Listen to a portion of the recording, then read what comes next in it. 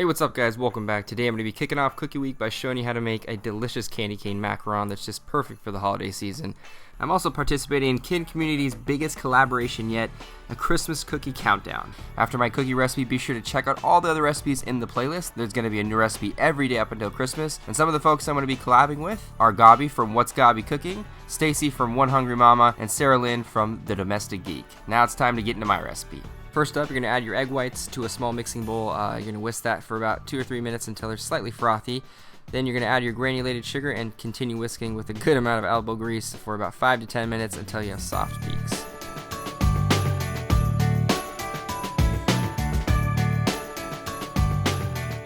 Next, you're going to grab another mixing bowl and sift the powdered sugar and the almond meal straight inside, and this is going to leave behind a real fine powdery mixture of the two ingredients, and that'll allow for really easy absorption of the meringue, and it won't deflate as much.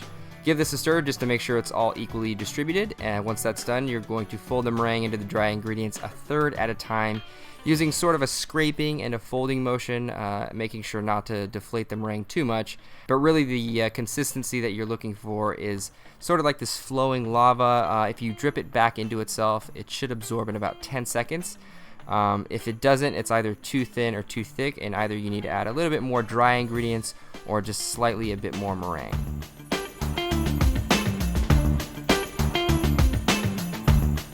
Next, you're going to fill up a pastry bag that's fitted with a medium round tip for the best results and best looking macaron shape, and start piping quarter-sized circles of batter straight onto the baking tray that's lined with either a silpat or some parchment paper. Let them dry for about 15 minutes or so, just so they can develop a thin little shell on the outside. But once they are dry, you're going to sprinkle just a little bit of red dye that's mixed with some water straight on top. I recommend using a glove so you don't stain your hands, and all you have to do is just flick a little bit of the dye straight on top, and it creates this really cool red and white speckled look that I think is very reminiscent of a candy cane.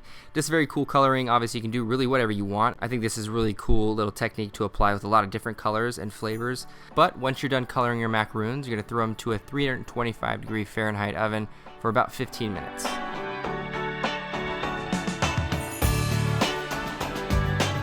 Alright, so while the macaroons are baking, I'm going to make a very simple peppermint ganache by adding some chopped white chocolate to a mixing bowl, and then heating up just a little bit of cream that's going to be flavored with some peppermint extract to give it that wonderful minty fresh candy cane flavor that we all love.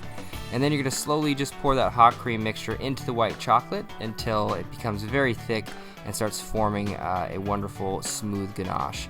Once that's done, I'm going to pour half of the ganache into a piping bag, and then the other half I'm going to dye with just a little bit of red dye, and then put that also into the piping bag. So it creates this wonderful little marble of red and white, and again resembles that wonderful candy cane texture and coloring that we all grown to love and really just look forward to for the holiday season.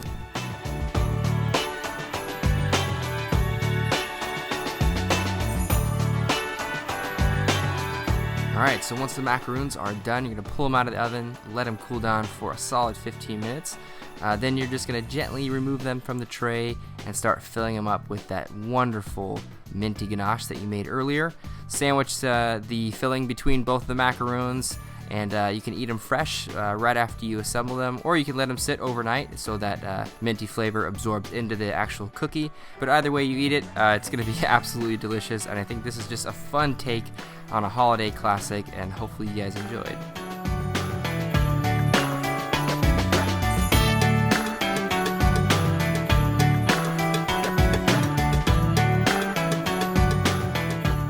I'm stoked about this. I love the way these turned out. I love candy canes. I love Christmas. I love the holiday season.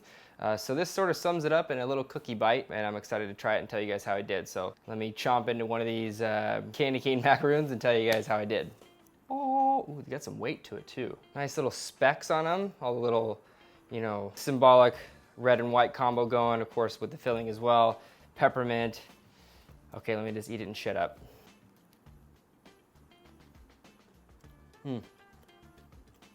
It's exactly like a candy cane. Nice and crispy on the outside, a wonderful tender texture, beautiful crumb, and of course that filling is really good. Lots of candy cane peppermint flavor going on. So good. Wow. Hopefully you guys enjoyed this recipe. If you did, make sure you check out the other folks that I collabed with. They have some really cool Christmas cookies, and I think they'll give you a lot of inspiration for nice little sweets around the holiday season, so make sure you check those folks out. Also, make sure you subscribe to this channel if you guys did enjoy this video. Thumbs up and comment below for future video requests, things you want to see on my channel. And I'll see you guys next time with another delicious recipe. Bye, everybody.